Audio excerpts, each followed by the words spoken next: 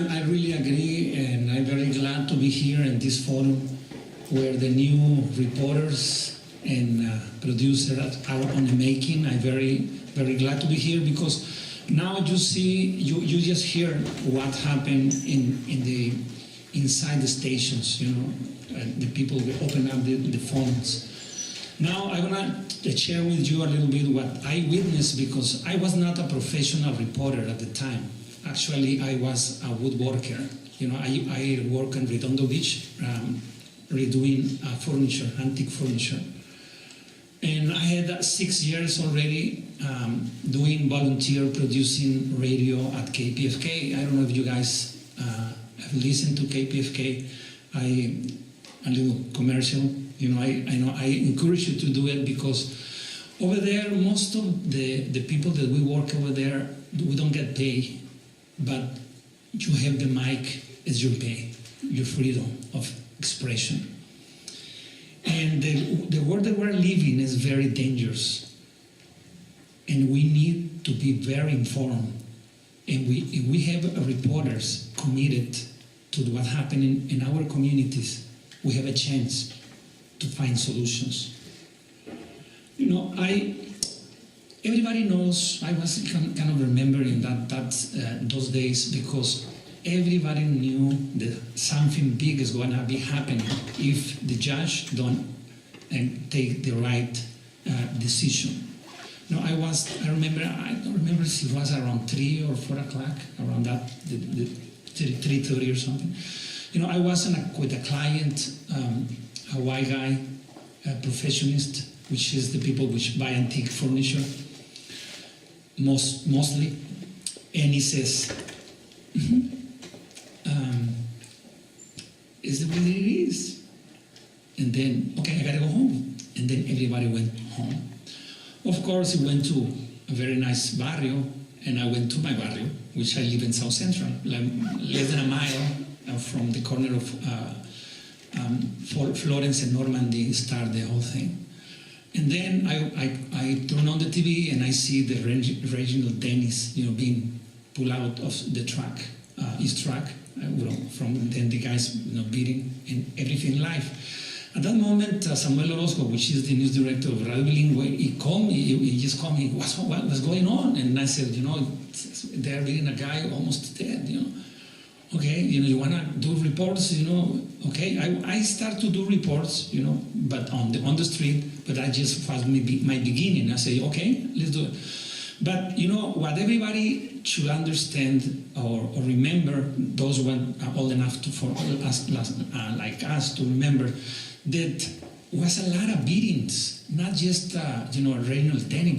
A lot of Mexicans were pulling out the cars on stop signs. They came from work, and then they were beating, savagely. But I remember a scene very encouraging that I remember what maybe 30 years old girl, was pulling out her hair out of a car, and then I see a black guy facing the guys, which mostly were gang members, because we have a big problem of the Bloods and the Crips, So he pulled the girl out of their hands and then get it into his house, So but those days, I had maybe 8 years or 7 years living in South Central. On those years, a lot of the immigration from Central America and from Mexico were getting into South Central. A lot of the Afro-American community were moving out because they were infected with crack explosion. And later we found how that crack get into the South Central. I don't want to debate that right now on this, but this situation was happening. I said, the people which live around myself some people had guns. And we don't know if at night, a lot of gang members are going to jump into our houses to break and try to steal or whatever. You never knew. I was father of 4, the oldest 14 years old, the youngest boy 4 years old. So first of all, we said, somebody trying to mess with us, let's go with everything. I have, something, no guns, but something to defend ourselves. We did a little operative. But at the meantime, Samuel Orozco says to me, you got to focus on like 7 different subjects. In the morning, the whole night, I don't think nobody gets sleep on that time. I don't think, like you hear, sounds, shotguns, and was all night long. So in the morning, I call my work and says, I'm not going, maybe for a few days. And the owner, which is a white guy, said, no, don't problem, take care of it yourself. And then I did this operative, I knew that I need a vehicle, and I have like a minivan, those Toyotas, the sliding door was the hot potato at that time. It was an old thing, because we have it just. So I jump into my minivan, and then I asked my brother to be the truck driver. And I asked my little girl, 11 years old, that she take notes for me. I think it's a risky. Actually, she graduated from CSUN now as a school teacher, and now is doing a master's here. Unfortunately, she couldn't come today, but she helped me to. I was talking to her. She was writing about what was witnessing at that moment. Breaking. A lot of people went to work. The works were already no work. The owners didn't show up.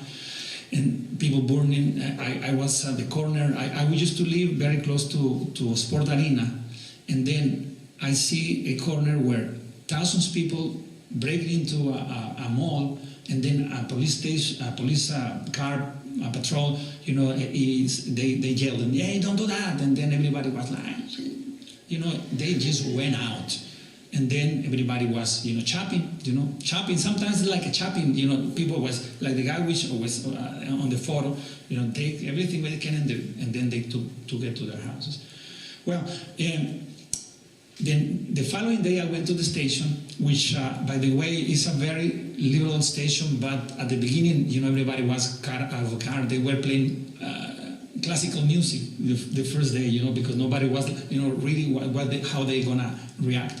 So I get my people that was volunteer, and then we produce 7 reports.